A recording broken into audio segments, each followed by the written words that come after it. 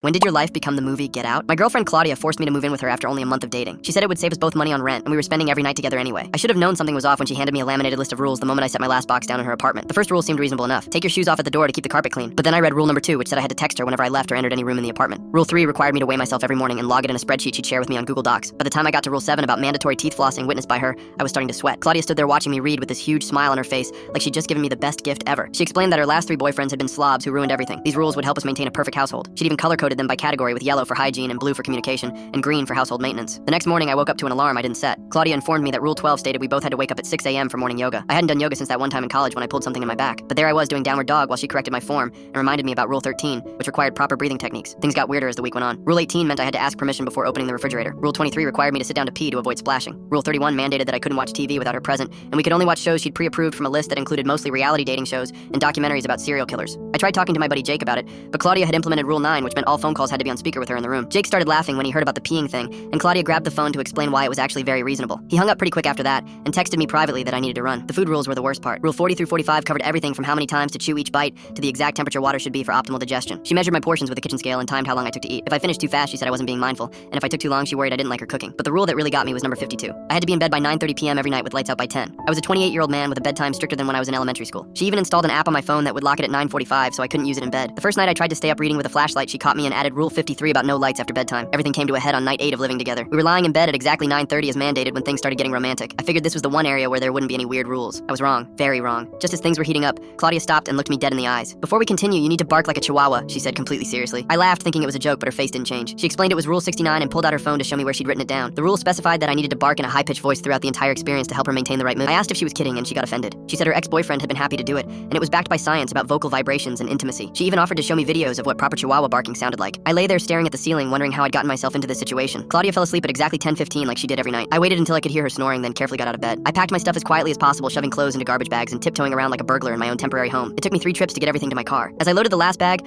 I saw her neighbor walking his actual chihuahua. The little dog barked at me, and I almost laughed at the cosmic joke of it all. I left my key on the kitchen counter with a note that just said woof woof. My phone started blowing up with texts at 6 a.m. when she realized I was gone, but I was already at Jake's house sleeping on his couch like a free man.